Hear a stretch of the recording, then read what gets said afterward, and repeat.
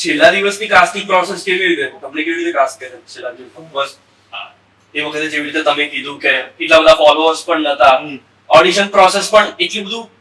બહુ એવું બૂમ નતું ચાલતું કે તમને ખબર પડી જાય કે અહીંયા ઓડિશન ચાલી રહ્યા છે અને જાઓ યસ હા એટલે હું ઓડિશનમાં ત્યારે બિલીવ પણ નતો હવે જે બધાને જે નાટકો કરતા હશે નવા નવા ઇનિશિયલ લેવલ પર જે લોકો કામ કરતા હશે એ લોકો માટે આવું જ હશે કે ઓડિશન કરેલી ફેરી નહીં કરતા એમને હશે કે નક્કી જ હોય છે ને એક્ટરો કોલેજ કેટલો દિવસમાં અમે લોકોએ નાટક કરી ખેલમાં મેં સુંદર ગર્લ્સ છે ઉપાસના સ્કૂલ ઓફ પરફોર્મિંગ આર્ટ્સમાંથી આઈએનટીની અંદર પરફોર્મ કર્યું અને અમારું નાટક ફર્સ્ટ આવે અને એ નાટક અભિષેક શાહ કાસ્ટિંગ ડિરેક્ટર જ્યારે આપણે કાસ્ટિંગ કંપની ચાલુ કરી અને એ નાટક આપણે જોયા પછી એમને બહુ મજા પડી હતી મને એને સમજાવી કે શું અદભુત કેમ કે 2 જ જણ નાટક અને અદભુત નાટક બહુ સરસ રીતે અમે લોકોએ કરેલું અમને બંનેને પણ ગમતું નાટક છે એટલે પછી આઈઆઈટી બધું એના 2-4 મહિના પછી એમનો ફોન આવ્યો જ્યારે હું એકચ્યુઅલી એક્ઝામ પ્રોડક્શનની તૈયારી કરતો એટલે મારા અમુક અમારે કેવું હોય કે સંખ્યા ઓછી હોય આપણા થિયેટરમાં બહુ લોકો ના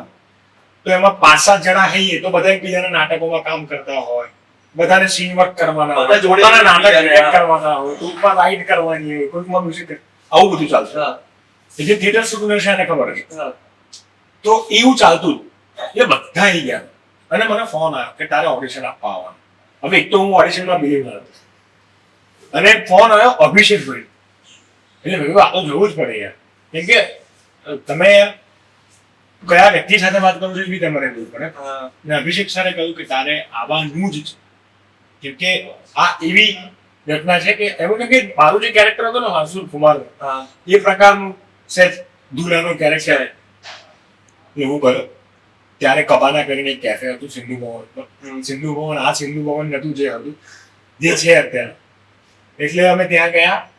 મને પહેલા જે બધા લગભગ જે ડાયલોગ આપ્યો એ એક રાજુ કરીને કેરેક્ટર હતું કે જે વિકીનું ઓડિશન બધાને બધાએ આપ્યું એ પત્યું પછી બહુ સરળ રીતે મને એટલું કીધું કે કામ કર હવે આ નહીં આખો આમ કર કેડી સર બેઠા કેડી સરે કીધું કે આખો આમ કર આવું કર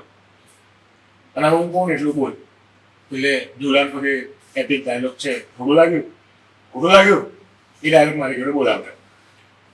અને એ ડાયલોગ મેં બોલ્યો પછી મને કીધું તો કેટર જા જવાનું હવે મારે તો ત્યાં નાટકની ટ્રી ચાલતી હતી પાછળ ટેન્શન ચાલે છે એટલું પતાવો એ બધાને હું કહીને આવ્યો કે તમે ચાલુ નાખજો હું ફટાફટ આવ્યો અને મેં સર મુસાર હું જાઉં હું ક્યાં પતી ગઈ હું પતિ હું કે હા હું જા હું કર એમાં એમણે મને પેલું માનસુર કુમારનો એક મોનોલોગ બી કરાવડાવ્યો અચ્છા હા પછી હું ગયો અને બીજા કે ત્રીજા દિવસે સરે મને ફોન કે ભાઈ તું સિલેક્ટ છે આવી રીતે આ તારીખે ફિલ્મ ચાલુ થાય કે તારે કશી ખબર જ ના હોય તમને યાર અને તમને પહેલા તો એવું હોય કે ઓડિશનમાં તમે સિલેક્ટ જ ના થાવ ને એમાં તમે સિલેક્ટ થઈ જાવ અને એમણે કીધું કે 5 ભાઈબંધોની આવી રીતે 4 ભાઈબંધોની વાર્તા છે ને એમાં એક ભાઈબંધ છે એ તું જ તમને શું લાગે કે કરું કે દુલારું પાછું કેરેક્ટર કેવું ચેલેન્જિંગ હતું જેટલા સીન છે એ બધામાં એ છે પણ આના ડાયલોગ્સ આખા સીનની અંદર એક કે બે છે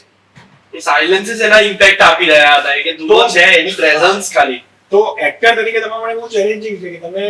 કશું જ નથી કરી રહ્યા પણ તમારી હાજરી ઇમ્પેક્ટફુલ ઓડિયન્સ પર થાય છે કે નહીં એ જ ચેલેન્જ મેં એક્સેપ્ટ કરી કે હું કરી શકું છું કે નહીં હવે કર્યું અને પછી તો કેડી સરે લખ્યું ડિરેક્ટ એવું કર્યું અને અભિષેક ભાઈ વિશ્વાસ બેસાડ્યો પછી તો પડી ગઈ હતી ને પછી તો હું થયું અને દુલો તો એટલે એવું હતું એનો ડાયલોગ ગાળ કેન્સલ થઈ ગઈ હતી ખબર છે એ વર્ષ માટે કે ગાળ થોડી બોલવાની હોય આ ઇમોશન થી પાસ તો થઈ જઈએ છે આપણે સામે વાળા માની લે છે લાગી જાય છે એને તો એવું જ બોલી જવાનું યસ એ વસ્તુ બ્રેક કરવી પછી કેટલું અઘરું હતું હજુ બી ચાલે અત્યારે ધૂલો એવું બહુ થઈ ગયું નહીં હજુ પણ હા છેલ્લો દિવસમાં જેટલા બી લોકો હતા કે છે એટલે એ વખતે એમાંથી અમારી સાથે જેટલા બી અમે બીજી ફિલ્મ માટે પ્રમોટ કરવા જઈએ અમને હજુ પણ બધાને સ્વીકારવા વાળી જ વાત છે એ જ નામને બોલાવે